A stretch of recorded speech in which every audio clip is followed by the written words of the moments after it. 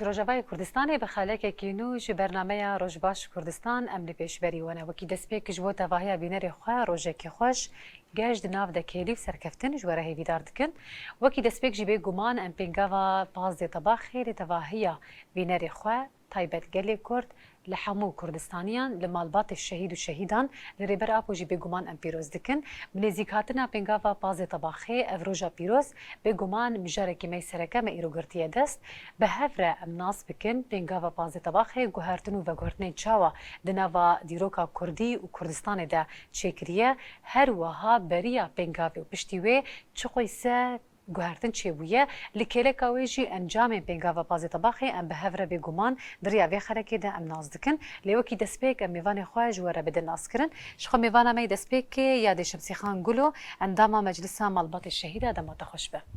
Tu çawayê rewşa te çi ye? Gelekî spas. Spas dikin. Her wiha mêvanê me duyemîn jî ya bo Muhyiddin Hesen endamê meclisa malbatê şehîda dema te jî xweş be. Spas dikim. Tu çawayê rewşa te çi ye? Spas bo vêtirvetê pir. Gelekî spas. Yadê em destpêkê ji te dest pê bikin tu bixwazî wekî destpêk axaftina xwe ya bi nêzîkhatina pêngava Pazdê Tebaxê hem bi mer û bînera re par ve bikerim bik. شوار دوی ماه پیروز ده ماه تواقع وقتی ده ام بیر دینن فرماندار عگید تی بیرامرو برخوادان و تکوشینا ده چیان آزاد ده تقینا یکی ده چیان آزاد ده یعنی روزه کی وجینا اجبو گلی کرد تینی شاندان ماه تواقع مهکی پیروزه مهکی گو برخوادان و تکوشین تید هاتی مشاندن یعنی سلاحه که در کردستان هات تقاندن بسلاح هوال عگید یعنی دنگ دا جهان توایی نجبونا گلی کردتنی جبونا جهان توایی دنگ دا یعنی انسان روزه که وجینی دی جیانا انسان هات چاندن جبر ویجی و تجار او روزین پیروز او روزین گرنگ ویجی بیر نبن جبر گو به صدان شورش ما چیبون و بحزارة انسانی ما شهید کتن یعنی شورش بری جمدیتن و آنا جمدیتن تکسی اری شورش هاتن بیر آنین و یعنی بمپیبون چون دنیای دولتی کسی اعتراف بوانا ندکر یهما شورش برخوادانیه شورش کی جهانی بو شورش کی راستی وقتی گو دچیاد برخوادانی چی بو برخوادان پازده طبقه چی بو فرماندار عگید یعنی پشتکی کردای قوین پشتکی می گو هیوی می گو دچیاد چی بو یعنی جبر ویجی موکی جن وكي مالبات ما هر كسي قد في شورش ده مديت ما قلت قواتك كيمات تشياد هي يعني قو قواتها تشياد هبت الكي داريت كار خبات يبكي آلية فكري ده يعني ما وكي جن وكي مالبات ولاد باريس تبليبون ويعني أولي ده فكرة ايديولوجي ده سبيك دمي ايديولوجي ده اما پشتی گو فرماندار عگید چی اف تقین چی بو اف بویرا اولو گشتی چی بو یعنی راسمالی کی مزن که دستی مده لگوری ویشی ماشی یعنی ما دعیت جبو وی رخصنی ما تشجیع جبو وی رخصنی بحضارة تبلیبون چی بو بحضارة قیز خوردان سرویری یعنی هیوی می گود چیات چی بون يعني هف قيس إنساني ما يقودان صبر كي بريا فرماندار عقيتو بريطانا يعني أفانا بون قدوة جبونا قالي كرد بتايبت وجبونا قالي جهاني جبر فيجي وقت يقو بازده تباخي تيل بيرانين فرماندار عقيت بيرامرو وقت يقو ده سالي نوتو يكا حتى نوتو بينجا ريبر أبو لبناني لبقاعي هف قيسم ملد بيرانيا بازي تباغي دي لور حفلة شيبون لبرلياسي بإنسان بحضارة إنسان شون بكيمونة وبباصة يعني جبت أخلي لي كيمونة كي أحمد يقولوا أبو كيمونة كي كسك أبو بالصدى مال باطي ما ومال باطي الشهيدة ومال باطي ولد باريس أو إيه جريلا دوي السيارة تشون حتاني اللبناني تشون حتاني حدود اللبناني تشون أجبونا بيروز كرنا باز تباخي جبونا بيروز بهيا دور دجي ريبرتي هاديتين بجوشك مازن ريبرتي أخفتني ريبرتي ديتين هف قيسة جريلاي جو دوان شيادة حمد بن سلاح هذا يعني تشتكل سر أرض الواقع هاتن ديتن يعني ودتشاوت جاي اللبناني أو قيسة شربان وأمادة كاري هبو جبونا بازي تباغي ودا خوازي ملت هبون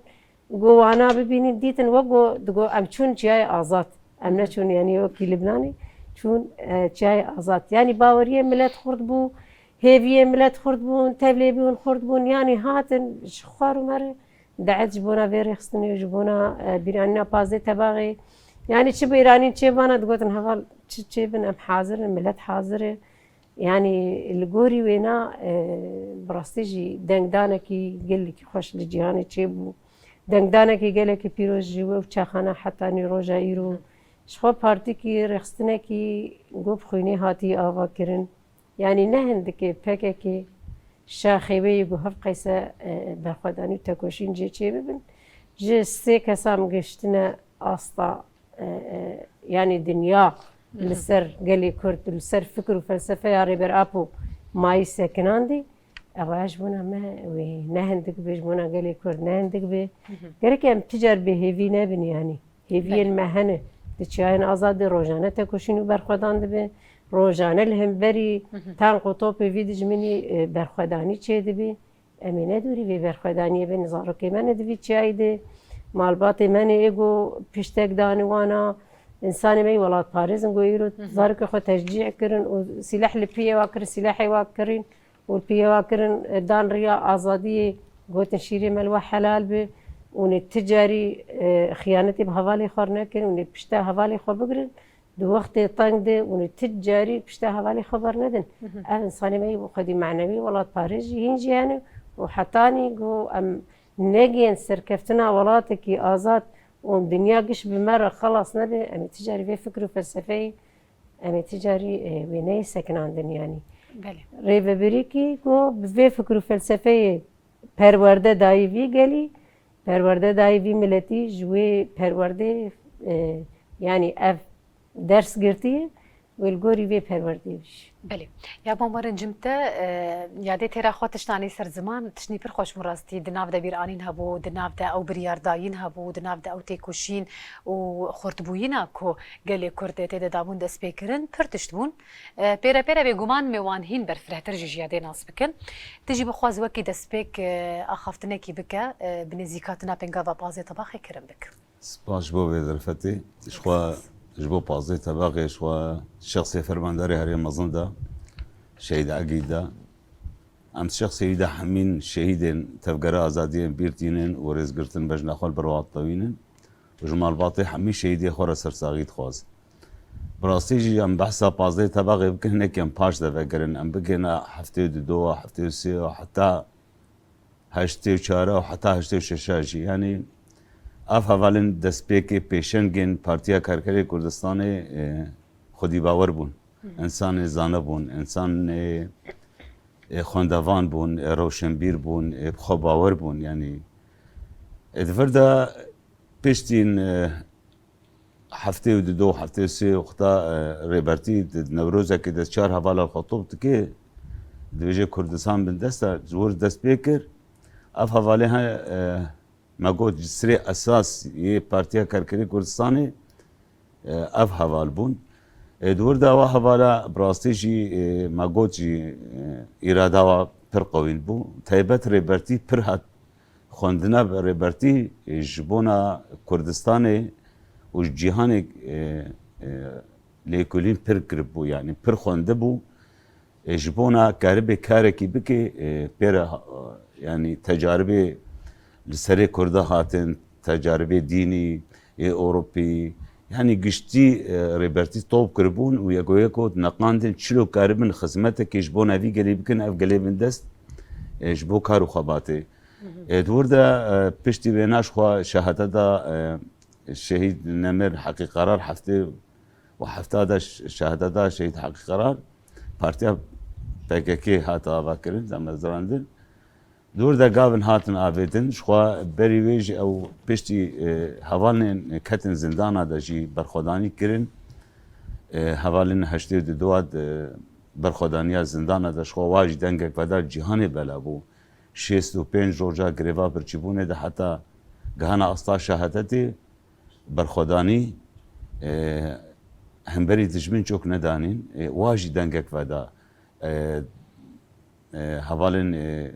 دستپیک او حوال بونی بنگی اساس ما گوت جبو برخودانی واک حقیق قرار کمال پیر مظلوم دوغان عقید اوانا يعني حوالن بوارا اوانا همیشه بنگی اساس سیر خصنا PKK ابون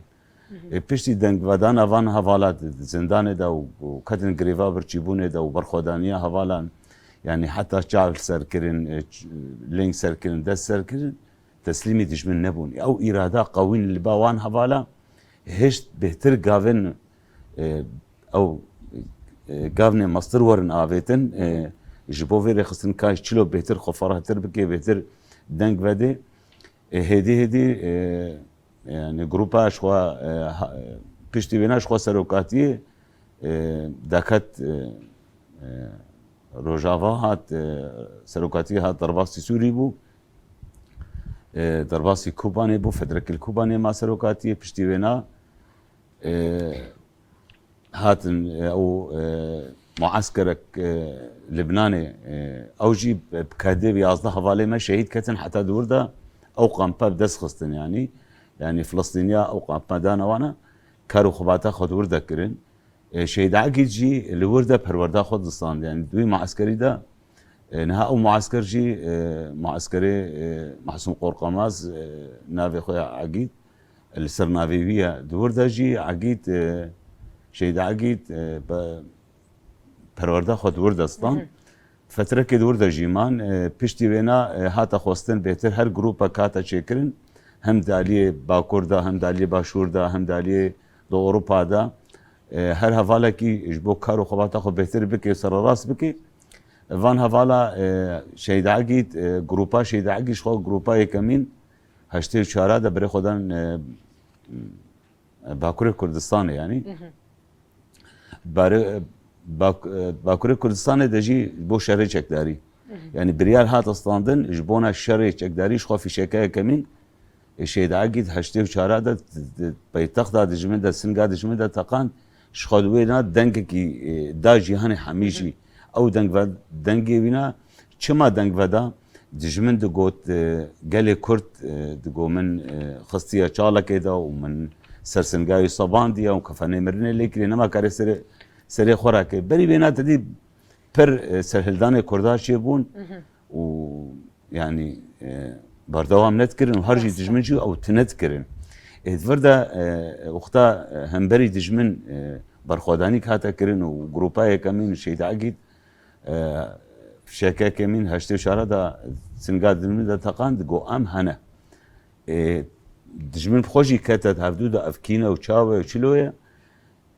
براستی جی برخودانی که برخودانی چه بود ورده او برخودانیان گروپای کمین باکور کردستان دا جهان حمی بالا بو هر چه پارچه کردستان دا تایبت و جهان دا بالا بو کسایتن هند گوتن طلبه جبو انگی ناوی طلبه لوا کتیدی خب ما گوت دست بکی هوالن خوندوان بون هوالن مثقف بون هوالن خودی خبرتا لیکولین بون بهتری خوا دنگ هاتا ودان ادور دا پشتی فشکای کمین هاتا تقاندن هدی ملتن ولاد پاریس ملتن آزاد خواز براستی جی هر دریده جی کارو خبات هاتا کرن يعني او شاگرد ری برابون ما قول هر دری هاتا بلا کرن وهدي كارو خبات هاتا كرين بهتري خوان اسكرنا في بارتيا كاركري كردستان نافا ملطا شخوا هشتي دو دا مظلوم دوغان باغري جاني خوا يعني نوروز قشكر دنياي ده بلابو وشوا شهيد حقيق قرار شهادتا بارتي هاتا بكرن شهادتا فرمانداري مزن عقيد ارتش هاتا بكرن راستي كارو خبات سر هاتا كرن وهر داري دي بلابو ونافا ملط براستيجي ملط بهتري خوا الفي بارتي قرت ملطي ولات باريس كسي ولات باريس بخيلتي نكر يعني زاروكي خوا نبون كلام جبونا زاروكي خوا تبلي فيري خصني بيت ما هي فيك فيري خصني دديد بري نها ما قوتشي بارتي بيرهابون و قالك شورش هابون اللي براستي ام بيجن ام يك شخص ام بيجن يك ولات باريس يك ام بيجن ما هي فيك اخوات في بارتي دديت ام زاروكي خور نبون كلام يعني از شرفك اجمرت زاروكي من قريله يعني يك شهيد اجي حتى ناجي يك نافاري خصني ده يجي يعني بدي هيك امن نبون كلام پیشه زاروکی خوا هیویک خود وری خستنی دادیتن پارتیا کارکردی کردستانش اساسی بینش سرکدا شهید هات آوا کرن حتی گهوه مرحله دجمن بلکی 23 سروکی ترکار آبون هر دو گومه وی هایوی و ساله اما وی پارتی تنه بکن بس نکاری بون تنه بکن چما ایرادا کوی وی پارتی هبو و گریلا هبو شاغی خو خبردانا جیادا كارو خبات كرين برخوداني كرين إرادة كقوين البالو هبو حتى روجايرو أفشر صالن في بارتي أصال وقرا چلمينا اشخوان في صالي عم جبو بازي تباخد حمي مالباطي خو بيروستكن برخوداني كا برغمت هاتا كرين أف برخوداني ها ما جو قبائي جبالا بود حمي بارتي كردستان دا نوتو يكيد اشخوا أو شانسك بوجمرة يعني براستيجي یک شانسه که بینم پازده طبقه ملبس سروکاتیه ما پازده طبقه پیروز کرد دوی سال دا راستی جی ملت پرهات بو هر چا پارچا جی ملت هدو پازده طبقه او ما قلت معسكري محسوم قرقماز من ابي خنهاش شهيد عقيد ملت الويدي پرورده هنورد گریلا رو پرورده دیدن و هرچی بهتری خود پیشوازی ملت جی ملت ما گفت هر چه پارچه داد ملت روی حاضر بود یعنی ما تشتک دید جاوی خب راستی جی ما هیزه کرد ما قوته کرد ما تشتی دید جاره کمین ما شروانی خود دیدن ما جاره کمین ما سروکاتی خود دید جاره کمین ما اقوى ملتی خب جوش دید ما جاره کمین ما آلا خود دید یعنی از یک شخص براستی جی از من شافات اشتغلت كر حسرة شافي مرافت جاري كمين بو تشكي ولوش بونا كردا بدل هذا دانين كد هذا دانين نبه سانيكي حتى قهوه مرحله بلكي بهزارة شهيد هذا بن في فلسفة هذا دانين إيرو برخوادانية سجي دبيت جاي آزاد دا دجمنه كي كافي دجمني بحمي تكنيكا خوا حتى كمية سال كارتيني برچاوی جهانی همیجی سری گریلا ده بس گریلا گاف پاشتا ناوید و پارتیا کارکری کردستان جی شهیدا جی گاوا پاشتا ناوید جی هم بهتر ایراداوی شهید به شهیدک دکوی ده دوساوی شهیدی تیگرتن و سرکداوی شهیدی جی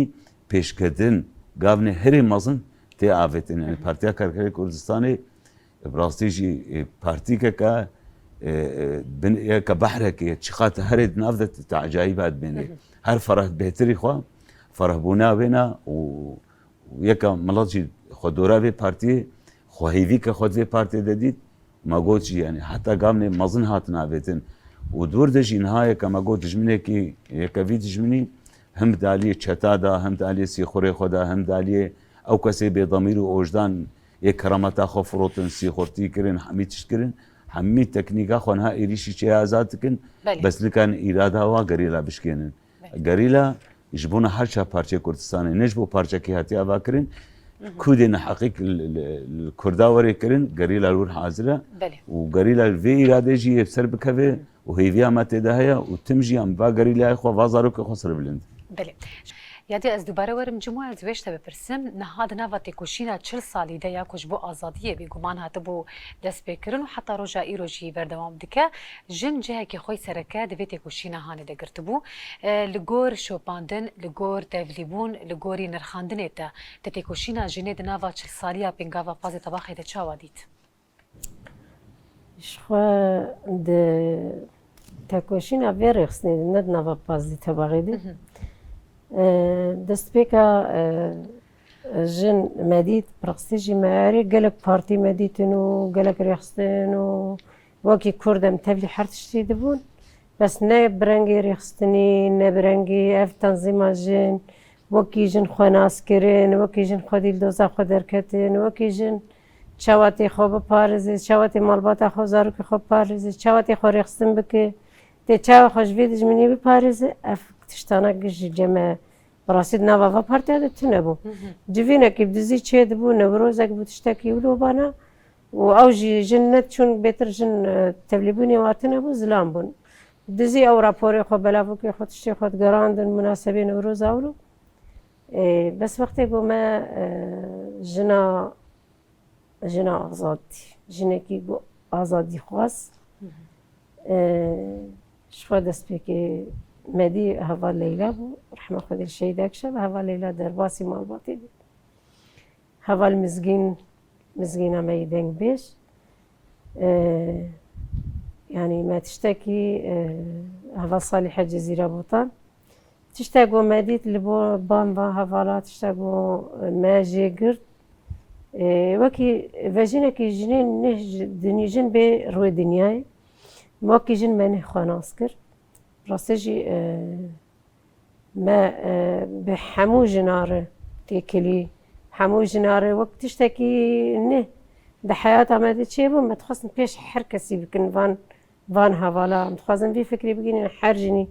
بفان هوالا او تشاخاج شخوا سينور تنبون دنابرة مثلا انا بيج كورنيش غربي ليليه تربس بيان تري وشخي او سينور تنبون هوال لكوي دريبها تجمع هوال كي ملكوبا مالباتا كي ملكوبانا ما اف هوالا دبر جمانا تقول مش تشتكي نه حياتها ما تشيبوي ما تخصت او جنايا ام وفكري بقيني حمو جنا بار بكن دوست ندوست كي با يعني مال سلافك الكويدك الكردك جنك كرد كربانا او جنايا متبرجم بس افكرها فيجني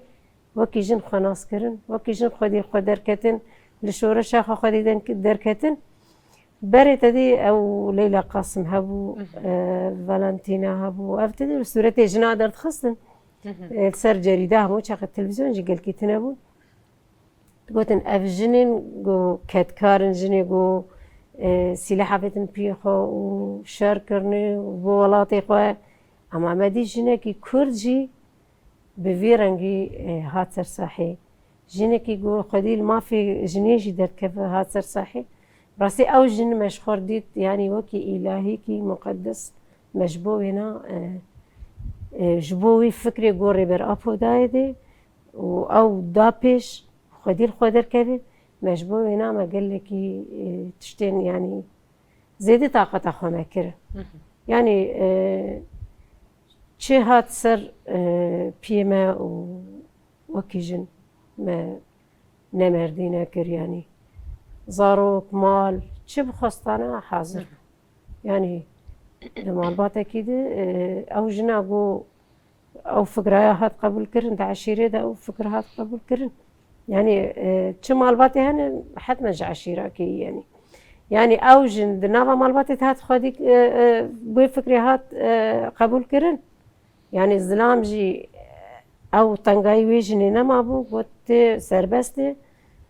يعني إرادة خب خود دنيشاندان تكارد كارنكي يعني وكي الظلام بريجي نزيدوني واجبو ما تنبون اما ماجي الريل بيشا ما فكري وكي جن ما حدود ناشتن ما سينور ناشتن يعني حرجنا كيما خواست تابلي ببي والقوري وي فكري جي هات تابلي بون هات باراستن يعني بصداجن هاتن تابلي بون صوزي خدان يعني قال لك جنيق هو يعني حياة اخوي عادي جديدة نما قيمة خبي حياتي يعني تبلي بو شورش يجيبون يعني بهفال بيريفان ما الشهيد بيريفان رحمة خد الشهيد أكشابي يعني مالك نما جو أمبير ما نجريان وما أفكر ما ندا نشاندان هفال مزجين هفال ساكنة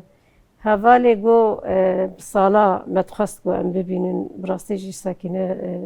هفالكي يعني هذا برد هاد حس كرن جنكي جو استنجدي جنكي جو جوالاتكي جو يعني دي جموانا جن تابلي شورش بقدقي يعني جموانا افتشتانا قد خبون يعني بالشخص فان جنا دي جالكسي نور هات شكران دي جالكي يعني دقطة للسرجني او جنا قو نكاري بسري خشندر درخستا يعني خدي المافيا خدر كات شورش ناس كرقو خلاص ياوي دريافي شورش دي والتجاري خلاصي تنبقو ام دعوة مافيا خوانكن وام لبر خواندن دعوة حقي خوانكن اما دعوة حق جي حقي ولاطة جي شخو خوياي يعني انسان يقو دعوة ولاطة بكي بيخويني جيب ايك هده يجي بده وی کوچبر جی ببی وی فقیر جی ببی وی گلک تشتیانی بده پیشیا خو وی نت خوشیا ولات تنه ده خوشیا ولات ما جنته یا ما دشمن لما کریه جهنمه امید تنگای وی بفکرن دور امید خوشیا بفکرن امید گلک تمنا دینن حتانی گو ام وی ولاتی آزاد بکن براستی جی اف شهیدی گوچون اف فرمانداری گوچون يعني شخص هفال عقيده حمو شهيدين كردستاني شو ما بيراني وام ببيرتينن حتى ام صابن امي دين داري فان قهرمانا بن شو وان اشتيقو ام السرفي اخي بمينن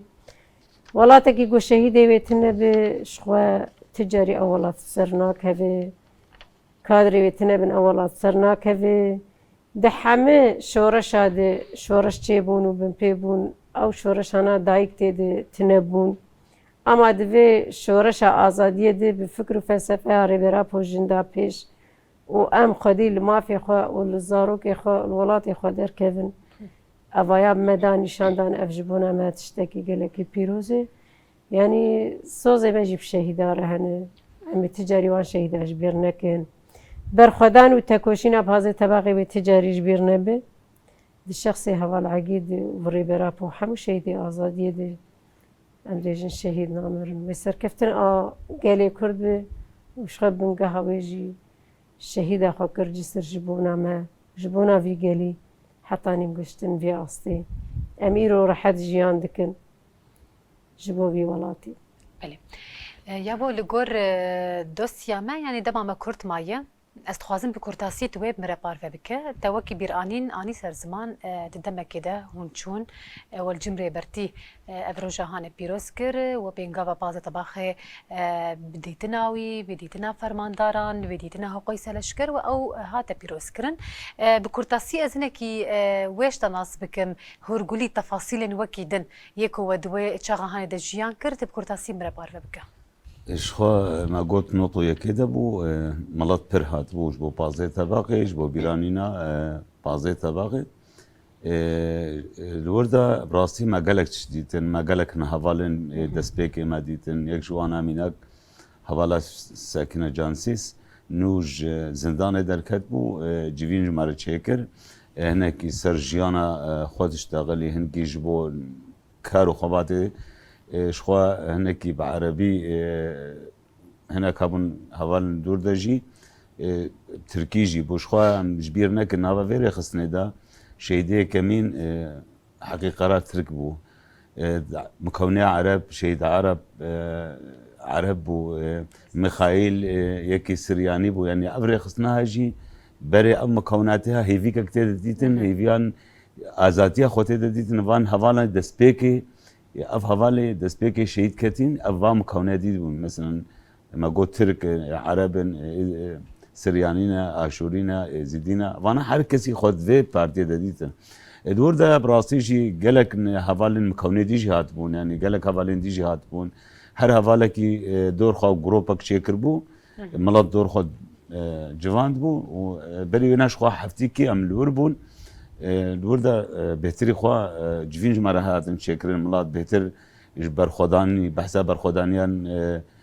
زندانا بهتر جوون كارو خباتا پیش روجه دا يعني دما پیش دا هونه چبکه چتی خواستن ولات پاريزي بهتر علي دوانا ما قالك تشتيتن ما قالك تشتكو داري كرن يعني مناك جيشتر بيجم ريبرتي دقوت روجه كي وري هونه خبره ببين ايرو او قوتنا ريبرتي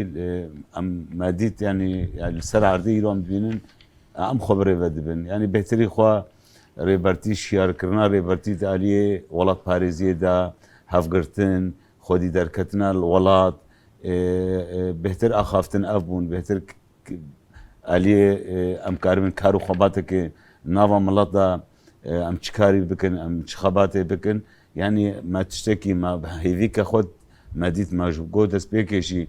يعني او شرفان ماديتن براستيجي حيسر شافي مرتابتن هزك اخو ما جراك من ديد ما آلا خو جراك من ديد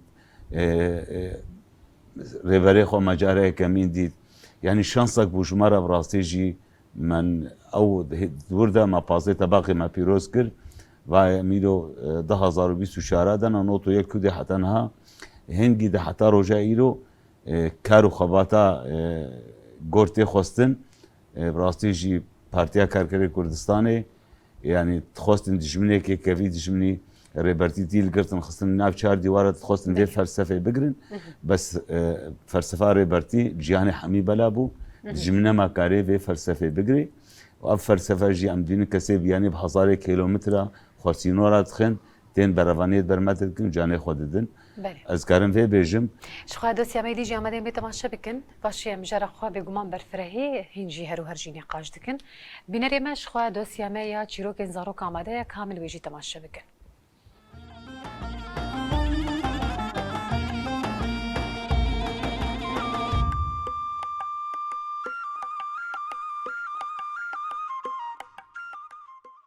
دم باش تماشاوان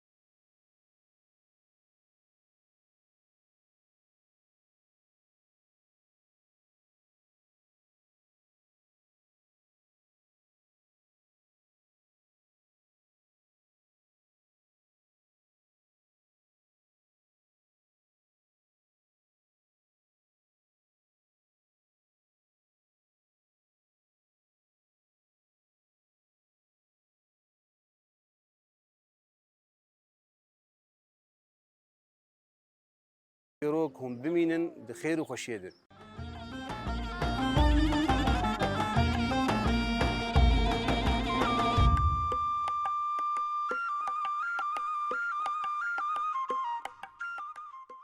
بینەری ماش خوا ئەمژی دۆستی خۆشی vegeriyan em mijara xwe hevre berdewam bikin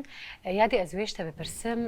hinekî ji encamên pêngava pazê tebaxê min re parve bik encamên wê yan jî sûdwergirtina wê çi qeysî hem li gelê Kurd li her şeperçeyê Kurdistanê û li cîhanê jî hate dayîn pêre pêre jî bêguman encamê wê yan jî sûddayîna wê di alî biratiya gelan di alî xwenaskirin di alî hebûn û şîrovekirina doza Kurdî ez wan bi giştî te nas bikim. Ama encamê wê jî xuyayî ye. Yani wexta got şoreşekî yani emrê xwe ne gelekî mezin e şoreşê xelkê bi sed sala bûn ême yani demekî ne mezin ne dirêj e. Ev qeyse tevlî bûn bi Kurdê xwe bi Erebî xwe bi Siryanê xwe yani Türk û me hevalê me yê rêvebirî Tirk hene yani insanê fêmkirî insanê wetanî insanê qenc ê Tirk jî di nava me de hene em ne tenê Kurd tenê Erebê xwe Siryanê xwe her kesî yani di nava vê şoreşê de cî girt hetmen hêvîkî xwe dîtin. İnsanekî hêviyê xwe nebînî nêzik nabe xelasiya xwe divê rêyê de nebînî ticarî nêzik nabe. Berî ana jî min got wexta got serokatî li Libnanê bi coşekî mezin yani bi hemû mukewinata hemû jinê got kom bûn û li hemberî serokatî em ana jî meşhedê cara derdixin wextê li pêşiya serokatî destê xwendin xwe li erdê dixin erdê dixînin her serokatî dixwaze bixwaze gotinê bêje û her bijî seroka xwe li erdê dixin serokatî hatiş kevirkî divê nebisekin ya nasekirin li hemberî wana yani tiştekî mucize jinekî ji mala xwe rê bigire her bi roja li derve bimîne û di nava vê civaka got bi hezarê sala tevlî hev bûye her insanekî bi fikrê dewletekî welatekî perwerde bûye bandor bûye jinekî wilo di nava vê civakê derket rêberav tiştekî mucize ava kiriye yani rêxistinekî got qewet li pişta wê ne heye qewet tune ba ev jî nikarî bû ji mal derketibana meعنû rixme got dewlet li ser xwe bûn hemû dewlet jî heta ana ji ser xwe ne di nava wan dewleta de îro dinarin rêxistinek ava dibe xwedî derketinek li xwînê û li şexsê insana derdikeve yani îro dinarin kongrê got di Iraqê di wê rojê çêbû jinên Iraqê menerîn îro ew jî dozê xwe wekî gelê Kurd dozê xwe dimeşînî wekî jin kongrê xwe çêkirin yani em tiştin ecayib di nava dinyayê kişî jî em dibînin û di serê wê ecayibê de jî em wê didin rêxistin kirin em wê bi fikrê wê didin naskirin rêxistina jin wêna bi welatê wê pê didin naskirin xwedî doza xwe derkeve xwedî li welatê xwe derkeve xwedî li şeref û namusa xwe derkeve ev jî fikr û felsefeya rêberapûyê ne ji pa hatiye îro dinerin kongrê hemî cîhanê çêbû yani jin dawa heqê xwe têdî dike jin îro di Ewropayê de dawa heqê xwe dike di nava dewleta Ewropayê got îro azadî li cem e hurriyet li cem e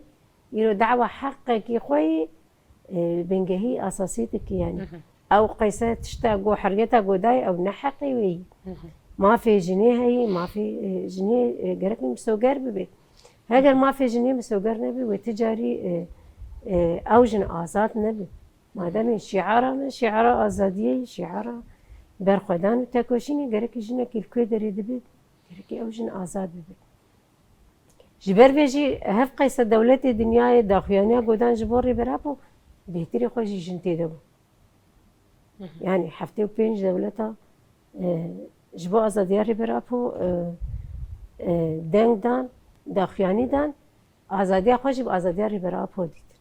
yani wekî jin got rêberapû azad nebe ti carî ne jin azad dibe û ne civak azad dibe wê ti carî dinya giş azad nabe ama bi fikr û felsefeya rêberapû wekî jin me xwenas dikir wekî jin êgo ketî yani gelekî jinê me jî hînî jî gelek ciwar dibe يعني مثلا نه خو گیاندنا همو جنایه همو جنی گو فکر و فلسفه بخوینه فکر و فلسفه شیروه بکه و خطی دناس بکه او جنایه و جنکی آزاد جنکی حق جمال باتا خوش زاروک خوش جمال خوش ولاتی خود در کفی و اف جنایه بخناس بکه اما چه قیسی تدیدی بر هفدو دجمنین دستلدار دجمنین وی ولاتی ایگو بسالا پیلان لسر جنی چکرن اشتن جن سری خوش هندر درخینه ای رو جد خوازه وان پیلانا چکه ای رو جد خوازه وان پروژه خواه ده نوا جواکه دوی فکر خواه بلاد که دریا مسلمان تیده به دریا عشیر تیده به دریا مالبات تیده به افجن و نما کارم پی و آزادی جنی شاشه و آزادی جنی شاشه بخواستن وی جنی دیس کولا بکن و بن پی بکن اما او فرصت تجاری نیه دانی يعني حتى أنا جوجنك لكده ريد ببرابي أو جنايا جركي الأزادية خاب جرك الخلاصية خاب جرك والخدي الولاتي خدر كذي يعني خدي الخدر كذي. بله. یا باز ورم جمتاز ویشتا بپرسم نهایت دید نبان رخاندن خود انجام نوی بیتری خوال سر جن جواکی و هر وکیدن آنی سر زمان از دمل سیاسی و لشکریش تناس بکم چه قیسا گوهرتون و گوهرتن تایبد آلی ریخستنه ده چه بو پشتی پنگا و بازی طباخه اش خود نوا بره خستنه ده من ناب قلت ناخد بري معني سر زمان بحركة ببنية يعني چقدر هرتي عجائبة تشتنا تدا بينه پارتیک هاتا واکرن سرکدا شهیدا دسپیکی حوالن خودی باور خودی برخودان خودی زانا حتی بنگه اساس کدا خوینا شهیده دسپیکی هاتا واکرن نوا بره خسنه دا جملات بهتری خوا خودی درکتنا ملات وی فکری خودی درکتنا ملات فلسفه ربرتی ملات بهتر خودورای کم کرد بهتر کار و خوبات سر هاتا کرین جواکت هر چه پارچه کردستان دا دگاونه مزن هات ناویتن یعنی اوانا ام چمان بید بیجن یعنی ریبرتی بهتر گرانیا خدا ملات جواک کسایت خوا بحمر تشتی خوا یعنی پر دولتا تخواست وی پارتی بکن بین باسکه خدا یکم دینی رو پارتین هنت هم بزاد جمندا کرمه داره خونه دیجی ملت خو کارتکن و پارتی پشت خونه داد کسی پشت خدا گلی خو جگل بهتر فرهبون بهتر مگوجی شهید کبی دهات دوساوی تیگرتن یعنی کارو خباتا لسر و پارتی براستی جهان بلا بود هر چه پارچه کردستان دا دجمن ديت يعني ام بجنا تبكي جهاز شست دولتي حميجي اف بلانا قريش كومبلو سرسروكاتي وقتا ديل قرتن ديتن هيك خطرك يشخورا ديتن ابند بن باسكيت الدولة هذا خد تخستن بخن بن باسكي خد هيك خوب كاربينن ريبرتي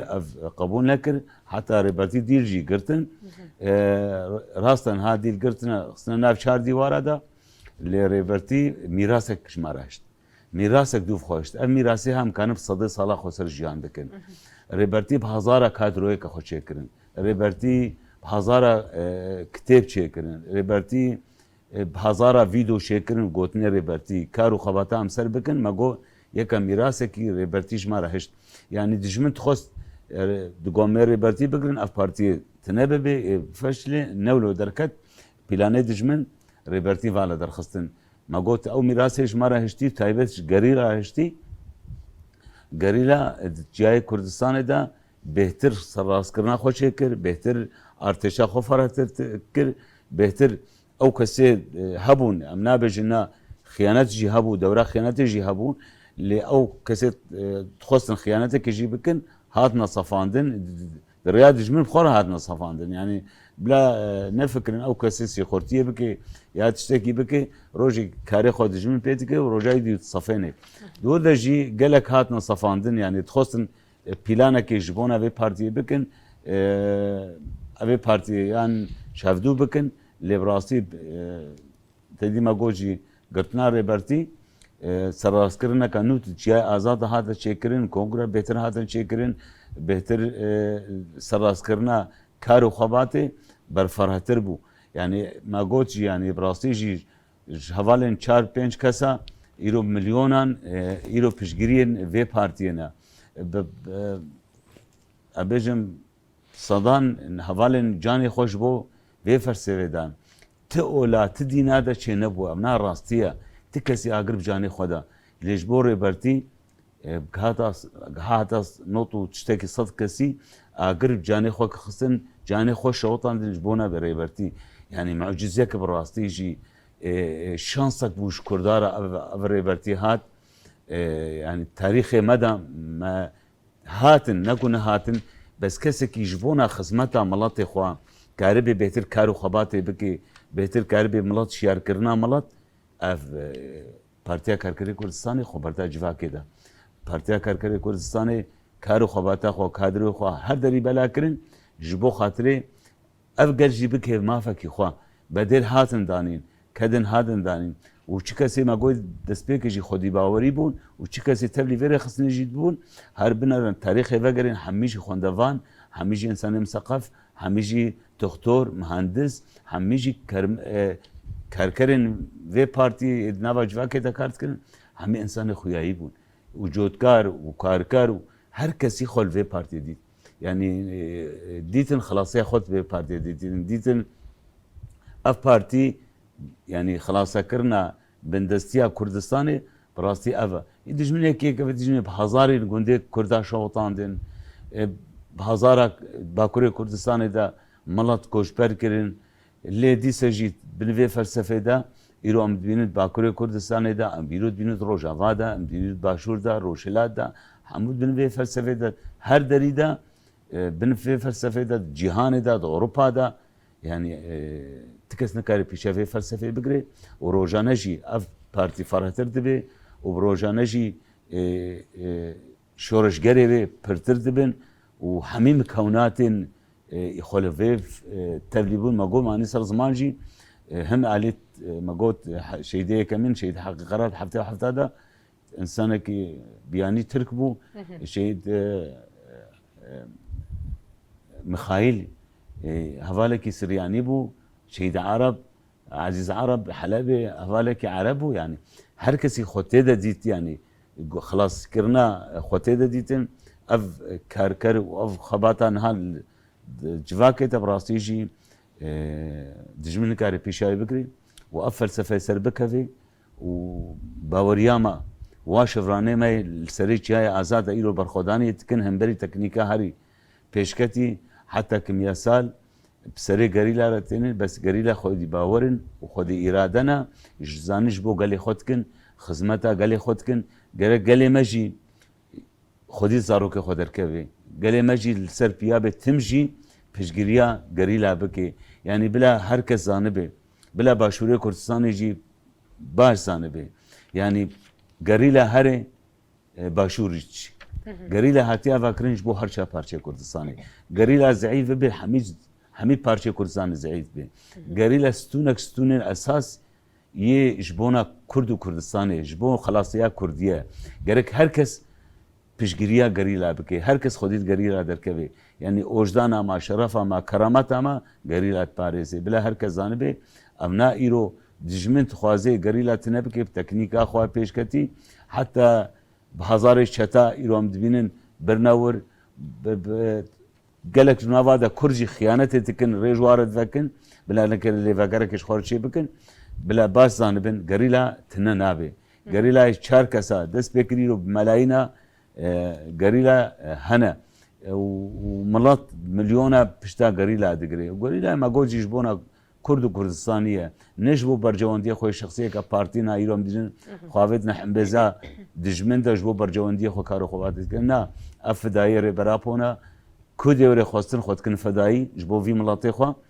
me dîtin me got jî milet bi xwe jî me got jî seda agir canê xwe xist oxta rêbertî dîl hata girtin û pîlana qirêj pîlan komra ser serokatiyê me got xwest serokatiyê bigirin vê partiyê hilweşîne bes nebilo derket pîlanê wa vala derketin felsefek îro li ser erdê dimeşê îro netewa demokrat em bêjin mînakî jêr bêjin yani heta parçeyê Rojavayê Kurdistanê de jî bin vê felsefê de jî îro em azatin îro bi hezaran ناوند و سازی ما هات نشکرن ایرو ارتش کما هات آوا کرن ایرو خودی ناوند و سازی نه خودی آلن خودی زمانن همیشه بکدار ریبردی وا شهیده دسپیکه یعنی شهیده دسپیکه براستیجی اف شهیده ایرون کارو خباتات کرن اف زهاتنا آوا کرن امیناک بجن قصدا يبقى همو كدوا شهيدا او نبان افج نبون ام زلالي بيجن يعني برخدانيه هنگيدا يرول وربو يعني انها يعني زي ترمي سلهدانا تشبو بروسكاي كلين كوباني ده حميد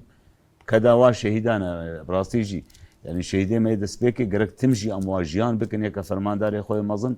شهيد عقيد وهوالين شهيد عقيد یه برخودانی کردن و زندان دا یعنی گلک ظلم و زورداری دشمن گلکی الباکر و عذاب گلکی کردن لی براستیجی برخودانی که کردن او برخودانی هم جهان حمیات بلا کردن و فی برخودانی جی ایرو ام لسر پیانه بکداوا شهیدا ام جاره کدی وا شهیدا همی که بیرتینن و برز کردن بجنا خود بروات طوین. بله. بگومش خواهد دوسیامه دیجی آماده ایم تماشا بکن. باشه امجدار خوب هفته بردم بکن. بینری ماش خواهد دوسیامه مدیا دیجیتال آماده کام بچن لویجی تماشا بکن.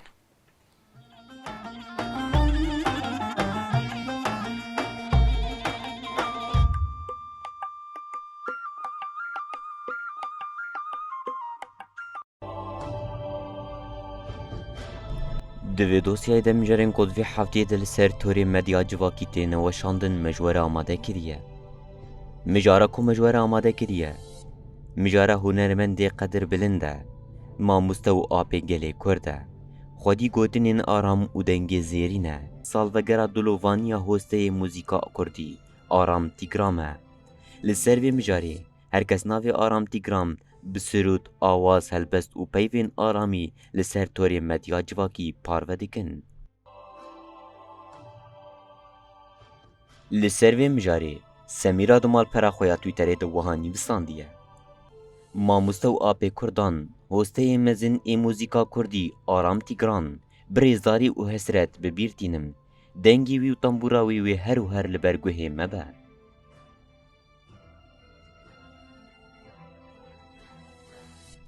آزاد پاسور جی وحانی وستاندیه چاقا ستران ماموسته گهدار دکم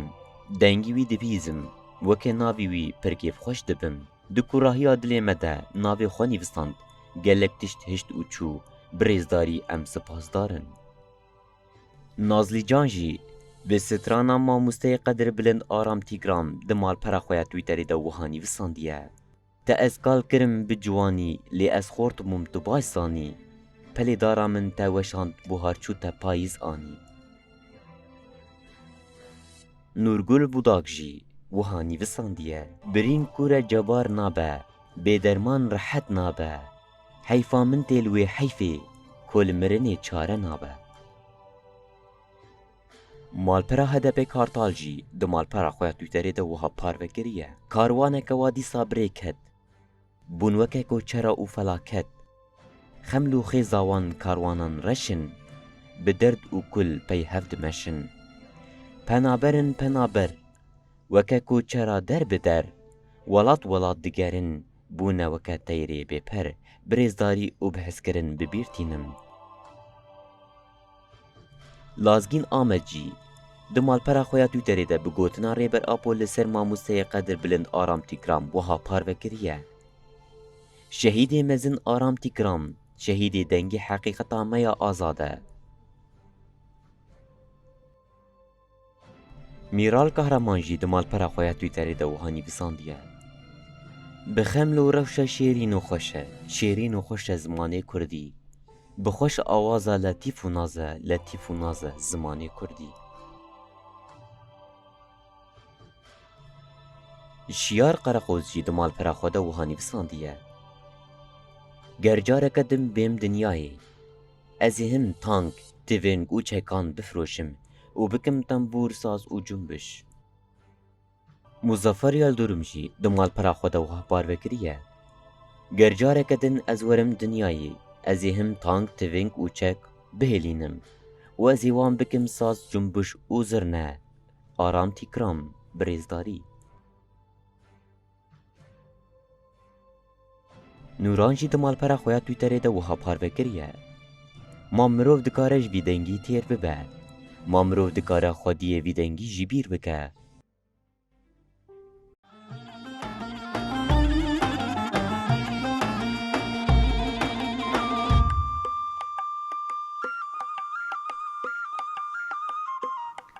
بینەرێ مەش خوا ئەم جی دۆسیا خۆشی بەگەریان ئەم جارە خۆ هەفرە بەردەوام بکن یادی ئەزوێشتە بپرسم نەها بێنگاوە پازی تەواخێ شخوا بەریە کو بێ دەستپێکردن و پشتی هات دەستپێکردن بێگومان گەلە گوهرتن و بەگوهرتن چێبوو وەکی مقارنە هەگەر تمەرە پارڤە بکە میناک تایبەت د آلی دوزا کردی د چاوا بو د ناو روشا کردی و کردستانی د چاوا بو د اردنگیاریا کردستانی د چاوا بو د روشا سیاسی د چاوا بو وکی مقارنه یانجی هفشیه که تخنا براوی ده شخوا او پنگا و پازی تباخی سر روشا گشتی ام بیجن د شورشا روجهلا د شورشا جنه ده شورشا گو جنه امینی دا پیش يعني تشتن قالك بالكيش هاتن درخستن وك خودي دركتن جني يعني جني بر باندور بو لسر او بويرايا جني بر خدا پیش يعني چاواجن دهندري شورشة كده دجمنه كي جو يعني دو بويرن ده تلفزيون مديتن دزارو که عمری و 10 سالی 11 سالی چاوا سری و وکری پلیس چاوا پیر سری وات که دایکی و بوار پیر سری وات که چلو پورا و وکری چما سری و وکری و زارو کن یعنی قاصرن يعني دنيا وعالم اللي تماشات كي اف جنا قويرو جبونا جنا اميني پورا وي بچكش درفه او جنانا هاتن قتل كرن هاتن يعني تنكرن بشورشة كرابون وبقولي خدام برما قصة وشربا عبيتن وقوتن ايدي بس جبونا في جميع حتى كنجي يعني عبش تشتكي قالك بيروز جبونا قالي كرد جبونا جنا كرد قو ديرو دوي طاريه جبونا يعني دست كفتي كدي دست بي قالكي خدي لي دركب بتشرنجي بقالك خدي لي دركب حتى كنجي بأب كولتي بي حتى كنجي او سروكا الرش لسر شعبي بي وحياة كانكي قاي خدي تعالى او داقو او ساروك لسر شعبي بوداي نا اف سيستمين دجمن والسر جني هاتن فرد كرن و او سيستمايا غيرك هلوش غيرك او سيستمايا هلوش او جن خدي الخوا دركبي يعني برا ام قلق ببن قرباني ام تشقيسي ام ببن قرباني هي قاسي بدست كرتني سر كرتني ما شي ببن يعني ويد دوزا ما بجيبي بحقي ما بجيبي يرو ام تنبن بس بزاروكي ما ابن بس بأفزاروك انا جيانكي وكي إنسانة جيان بكن حتى كنجي ما ندج من الشربين ندج من مسلمانتين بس مسلمانتي معناه هي يعني حرتش إنسان إرادة يبي هي مقنعة بتشي قانع بوينا والجوري خوي مناسب ببينه أو دجمني جو بزوري الفرد كل سرته أو صاروا كارش أو بنبيكرنو أو دنجته دبيجن دنجي جنيه دنج جنيه يروج بوما سوري شورشة أمانات بدنج جنيه بعربيتي بدي صوت المرأة عورة شما عورة شما نابجن ثورة الحرية شما نابج شورشة آزادية شما نابج صوت المرأة ثورة المرأة الحرية شما فين نابجن مسلمان فيد بيجن أو مسلماني تشوت طبعا نا مسلماني راست مسلمانتي راست خطا ريبرتي مسلمان تيارست ايغو ريبرتي خوشتي جن خدي المافيا خدر كيف خدي الشرف اخر خدي الولاتي خد زاروكي خدر كذا او مسلمان تيارست خدي الانسانيه در كذا يعني انساني بندست خدي لي در كذا ام مسلمان تيارست الفقيره خدي در كذا ام مسلمان تيارست مسلمانتي اري شروطي بهن ميج هي روجي هي يعني شروطي بهن احتراما بين مسلمان تيرو ام جي مسلمان يعني من ام لدشي في ناس شغله يا خلكي مسلمان تيجي شاش فيهم كريه خلكي ما في جنيجي شاش فيهم كريه حرتش لسر جني هاتي تطبيق كرن اما افايا ايدي بس جبونا فان كريارين تشاو ايدي بس يعني جنكي روجنا ما فان قلت نرد تشاي ازاد بالصاله جيان كريه يروم نرد بهدف يعني اعلاميه ودنياي قشي ايش هذا دنياي قشي الدنيا شانتا يروم نرن وي اعلاميه هيصير دقرين شهيد دخن يعني أبانات در حقيقة سوجن إنساني فذكر إنساني كي جبو ولاتي خو كاردك د تشياي آزاد دكاردك د تركيا ده نش حقي إيراني يقو بقري وفان كرياري خوي تشوت السر بين المشاندن نش حق دولت كيدني وان إنسانا بقري يعني خوياي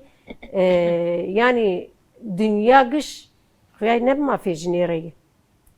أما قالوا أف جيان شكو هاتيه قالوا أف جن شكو هاتيه نجفي ولاتي هاتي نجفي للسرفي عرض السرفي أخي جيان كريو فيجني أف قصة إنسان خودي كري فيجني أف إنسان آنين فيجني أف فكر فلسفة داي فيجني هف قصة چاندني بيداي ناس كرن فيجني حياة خو يعني كري فدا حتى خوزا ناس كري حتاني تجارب لسر خوش كري بدرمانا جن هاتي شهيد كرن هاتي انتحار كرن بوان درمانا حتاني جو يعني حياة خو كري قربان إنسان كده أوقت جوي وي جايش بون خوشيش بو قزاي أو إنسانا بي إنقاذ بك لسر خو تجارب عشيتك أو إنسان آزادية في ملتي تخوازه آزادية جنيت خوازه آزادية جواكي قشتيت خوازه خد كيف فداي جواكي أما الدنيا ولو نافكر دنيا نابجي قصة فداكاري جني كريه جن دايكي جن خوشكي جن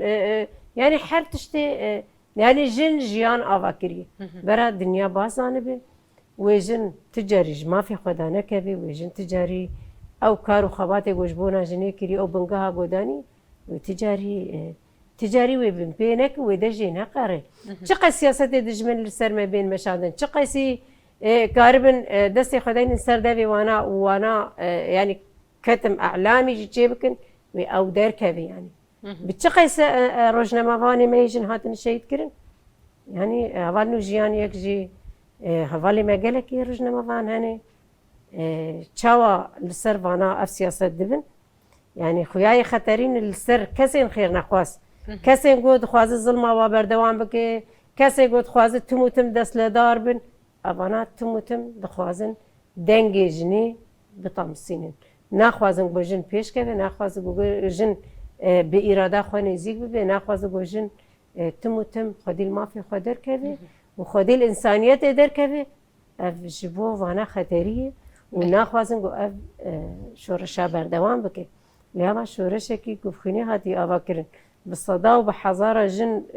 بون فدكار دويتي ايدي جو طبعا دويتي ايدي جيانت كرن عمري خو 20 سالة و 15 سالة و 10 سالة دويتي ايدي جيان دكن وبخوا خبري بدبن بخوا جيانا خوا روجانا دمشين وجيانا خو الجوري طبيعته جي عيار كرن جيانا خو الجوري طبيعته جي چاوا وی خو بپاريزن جي خوازاي چاوا خو بپاريزن جي طبيعته چاوا خو بپاريزن جي هر چوغرين چيادي چاوا خو بپاريزن جي فرمان و تالانا جي طيارين بي مروف گويرو لسرسري وانا جي اف جي نبس جن خودي وي هزي جنا اف هزايا ببرخدان و تكوشيني إرادات دهندري خو چاند و خو بهز و بقوت كر و جبونا تكسي تنازل نكر خدي الخدر كت ام بوي تعمل لوي جني دنرن وام بفيش ورشي بوي جني جي آزاد بكن اف ريايا والتجاري خلاص نبي يعني حتى اني آزادي چه نبي والتجاري افري وتم بردوان بي واف ريايا ريا آزادي وتم جن بدسر جنا خناسكري جنا آزاد جنا جو ظلم وزوري قبول ناك جنا جو كولتي قبول ناك أفري جير بكري أما جنا جو كولتي قبول بكو حرتشتي قبول بكل سرقة أفاياش بو هنا خطرية جريك خدي الخدر كبل ما في خدر كبل حمو ولاتي شو ولاتي هبي شو جيهاني هبي جن جريك اللي فيتو زي خدي در كبل ام كارم فينا بش بله هو ازوارم جمو ازويش ده برسمنا هال رجاوي كردستاني ام دكارن و فكري جيبيجن براحت راحت هركس نرخاندن فيديو زيدك هركس دكارج بونا ويتي وشين بك ري فكريه لهمبري بدس خصنا ازادي ودست كفتيان وكي برنامج كوميرو تشكريه جي ام دركتنا برنگكي ازاد لبدر ام كارو خباتي خودي كنت كوشين ودوزا خوجي هرو هر نرخاندن لمخابن لحرسي برجي كردستاني يدن تکوشین زوردر و بهتره جی به گمان لیل پیشیا و ریته گرتن لوی درا مروف دکاره هم بهتر چه بکتا کو هم بهتر لپنگاوا بازی طبخ خوی در کون لو شهیدین کول سروی دو زهانه شهید کتنه هم بهتر لی خوی در کون تایبت وکی گلی روج آوا دکاره جوان گلیدن چه بکه و چه بده شغلاندن شخو عدالت نبدین دا عدالت سرچات یا واکرن شخو ظلم و زورا وقتا یک بینه بجاوه خوا جبونا بنا تخوازي وي ظلم و زورتاریه جوهره کی دا که میدان جبو خزمتا انسانتیه بن في فلسفه دا ايرو ام دبينن نتواد ديمقراط براتيا قلا جيانا كهبش حميم كوناتي خبا ايرو دروجاوي كردستان دا بعمرك بچوچك براستيجي افخوسري دنيا بناوي خواهجان بن في فلسفه دا ام دبينن مكوناتي عرب سرياني ايزيدي كردي خبا بحميم كوناتي خبا ايرو مكهانا استا كي براستيجي نبحثاني يعني ظلم وزورا بري مديد شوا ما نكاربو زماني خو اما خافتنا كي بكن ما نكاربو ام كارو خواتا كي بكن تمجي قركرين بو تمجي زندان بون تمجي قرتن وكشتن هر تشت بور سلفي قالي داني بون لأف شورشا رجافا هات بروسكايا كمين ما قلت شكوباني دست بيكر وحمي باجار ما بلا بو بمكانك الزعيفة مقانا في مرحلة إرادة كفي قالي هبو باريكاريا قالي منطقي بهفرة إيرو قانا في أصلها وأبراتيها كارو خبات إيرو لسر عردي حريتها إنسان ما في إنسان زماني خو ولاتا تشبه زماني تشبه سربسي بهر دريدا لأن بوا دريدي بين نولو يعني براستيجي يعني ها ام تركاتت بينت بجي يك آل يك زمان يك نزان متشي يعني افكر كرنا قلا كاني يعني انسانتي تنه يعني وقتت كسيد نافي دين الاسلام باكن اف زمان رب العالمين عز وجل دائما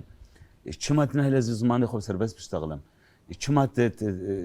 تخوازي متنبكي ما فكي مشي هيا يعني دور دا براسيجي باكوري كردستان دا يعني انسانتي تنا عدالتنا يك هفيتنا يك آله يك زمانه يك دولته افنا اف هدفي وانا افا يعني براستيش شخو اف همبري اف وقتا ديمقراطي هبا ويك هفي هبانا ابقى شهيد نت هذا نداني اف كد نت هذا داني همبري في زورتاري حتى اف خداني شيبو حتى بارتيا كركري كردستاني دركت همبري في زورتاري دركت جبو خاطر زورداری بشکنه وی گلی آزاد بکه جبو لو درکت پارچه دیده جی براستی هم دبینن باشوره کردستان ده يعني او حريات جيتنا يعني قالك انها هواجي يعني صار زمان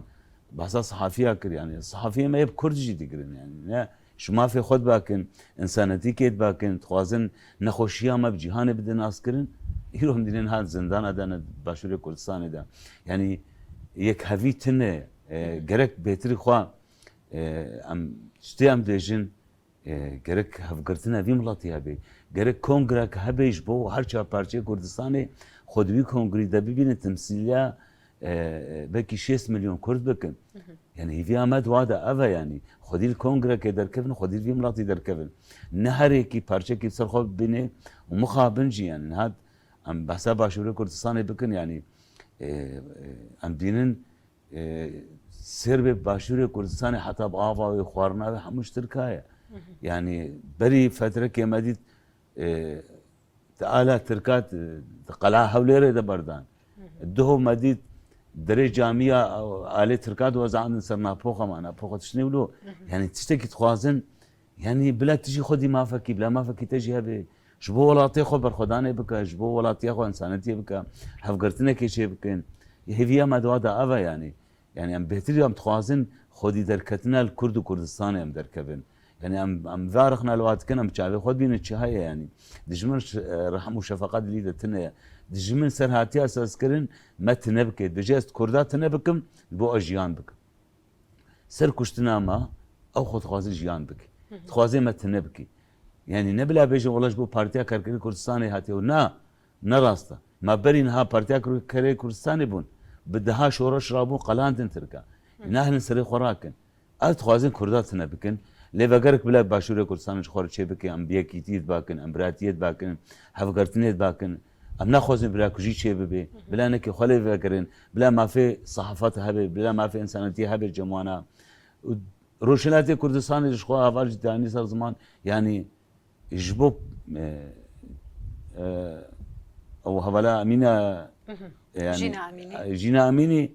تدي تشاوا كرين يعني كونكوجيا بسري كرين يعني او انا قتل كرين ما في انسان تيجي جماعتنا ما في انسان تيجي كما في انسان تيجي رب العالمين هركي مكونات يعني بيجي مناكو شعب والقبائل مشان تعرفوا يعني عربي بيجي افي قلتني بس بو اف شعب هركي زمان اخو هركي ما في اخو هركي بشان دخوا جبو هاف قلتنك شيء بتري اخو ليه نابك ان يك دين اسلامي جينا طبقين وانسان تيجي نا طبقين يعني تفرد براسي شيء بان قامت ديسه دوبارتكم جبو هرچا بارتي كردستاني خودید کنگره نتوی در کفن خلاص کردن کردا کنگره نتوی ده انسانیت بجز ولاد پارزم انسانیت بجی اجبو ملته کی کارو خبادت کم گرک یک رئیسیا کردا جهبه جبو ام سر ام وی بندستی بس يعني برا کرجی بس خیانت بس يعني ام باند کن هر چه پارچه کردستانی یکیتی یادت بخواز هری داوی تشتکی بیج بانک آنامه ته بکرم بک بانگا مجبو حموج نجیهانی بتایبت مالباتی می گو عشق شاندی و دستی واد بن وی باری دیج دست پیکش ورشی حتی رجایی رو خودی المافی خودر کردن خودی رولاتی خودر کردن و تجاری پشتا خاندن ویش ورشی يعني الكوي داري دبن برا ببن ولاتی خواه گرن يعني شورشی گفخینی هاتی آوا کرن مرن لكوي دکی هی يعني كوي دکی بمرن هی کسی گو جدر و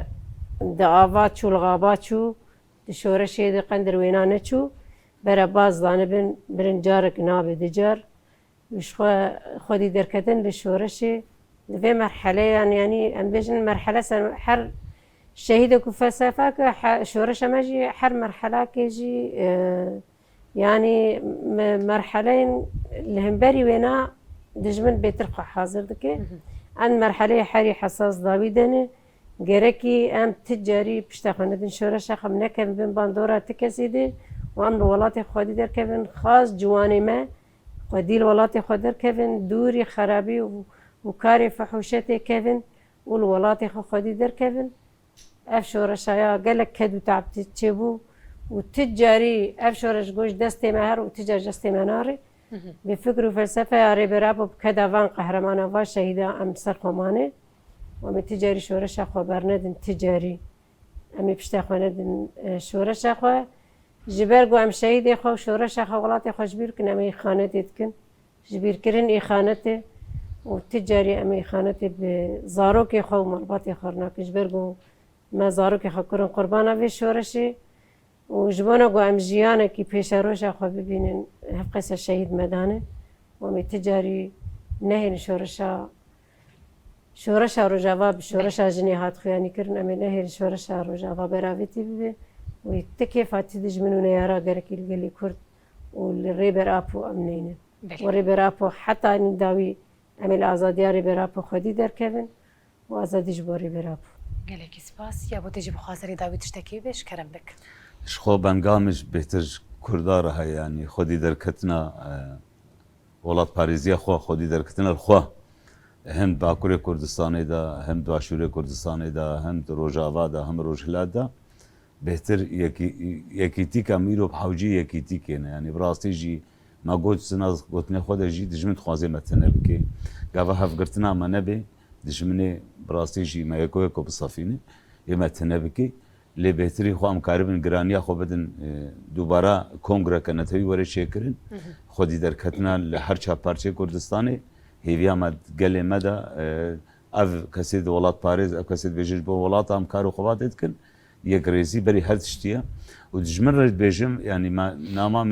زکارم و بر بیجم دجمن کاری یعنی به کرداب شهیدات نبکی تنه نابن یعنی شهید بل جدوی به شهید دکبه به ده دوسایتی کردن یعنی دجمن رو خور فکر که ما بقالی نه یا روزانه ما بکوچه تایبت پارتیا کرکری کردستان گاوا پاش دباب جب شهید نه هاتیا و کرن جسر اساسی بنگه اساسی پارتیا شهید آیا شهید آگاوا پارس ناویجی شهید آب قوت و هستر به گاوینا پیشتر تینا آفتن امجی تایبت یک مالبات شهیدا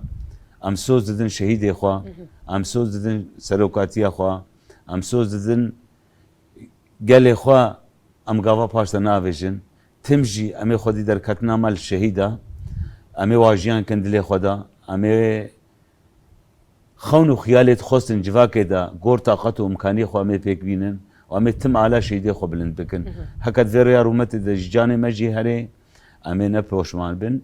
بله أذكرن بيجم سلافوريس جبو في درفتيجي ستيرك تي في جبو وجي جبو كارماند ستيرك تي في هيفي أمجي وانتم سركفتي بن گەلێکی سپاس بێگومان سپاسیاوێت کەش بۆ پەشداریەوە و ڕۆژە بەژینێ بێگومان تایبەت لە وەژی پیرۆز دکن دایک و باوێ شەهیدا گەلێکی سپاس بینەرێمەش بۆ ناوەژی دەبێژن پێنگاوە بازێ تەباخێ لەوە پیرۆز بە هەر و هەر دناوا کێفخۆشی دلشادی ئارامیدا ئەم هەفرەشیان بکەن